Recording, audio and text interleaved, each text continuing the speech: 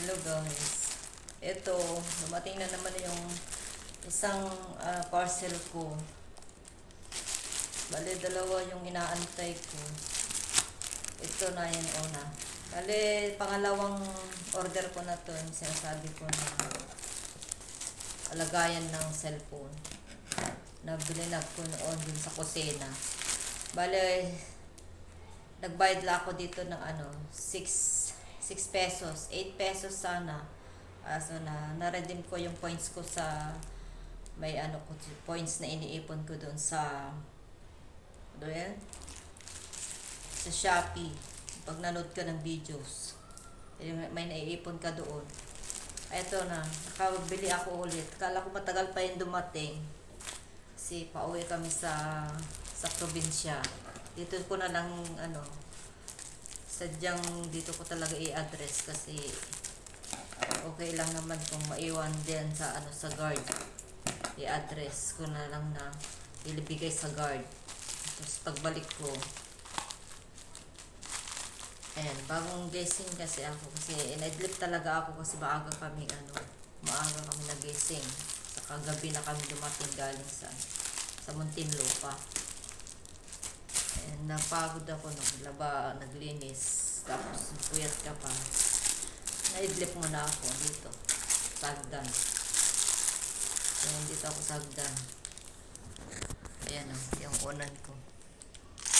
Diyan yun. So, ayan. Dalawa yung cellphone kasi pang YouTube ko sa popular. Dito lang yung hagdan. Binuksan ko lang yung bintana doon kasi mahangin dito. Ito na, pangalawa na to, yellow ang kulay na in-order ko. Kaso lang, ang bilis na mga stock na siguro mga to, kaya mora. Kasi natanggal talaga yung pag nakapako talaga dito kanina. Parang ginanon ko lang. May naputol. Katulad yung dati, naputol din yung una. Parang, ewan ko lang, talagang sadyang naputol na-deliver. Kasi hindi ko rin yung una, kung order yung puti. Puti ba yun? Natanggal yung ganito niya din. Siguro talagang sinasadya talaga mura lang kasi putol na nga itong ganito. Nakapako lang naman kanina, hindi ko naman sinadya na diniin para maputol talaga. Kasi pag ganun ko pa lang sa parang nagkakapa ko na nagaganon. Naalis. Ganito din yung una, naputol din. Hindi ko rin namalaya, naiwan doon sa plastic. Yung isa, dito. Kaya isa lang yung tenga niya. Ito kasi pwede mo siyang pagsabitan na ganun. Pag dinikit mo na dito sa di bale, kasi 6 pesos lang naman. Kasi nung mga nakaraang araw, try ko mag-order. May mga shipping fee na 38 pag dito sa Manila, Paranaque.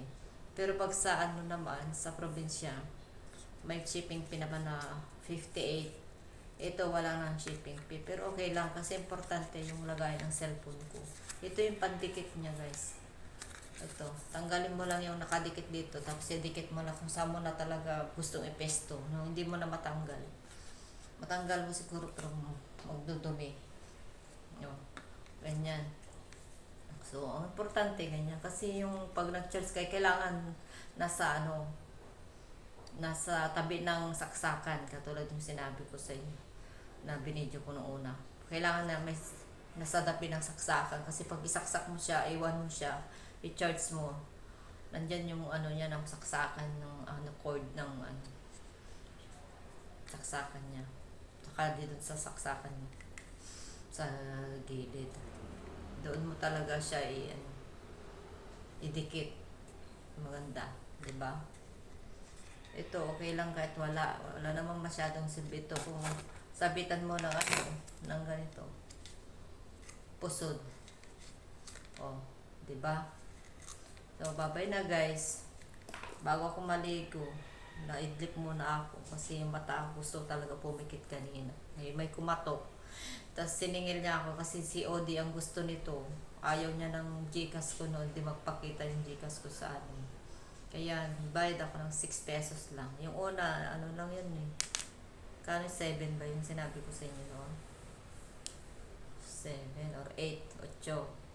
Ito, 6 pesos lang binayaran ko talaga dun sa delivery drive, delivery sa mama. So yan, tok pa ako eh. Maligo na. Bye-bye!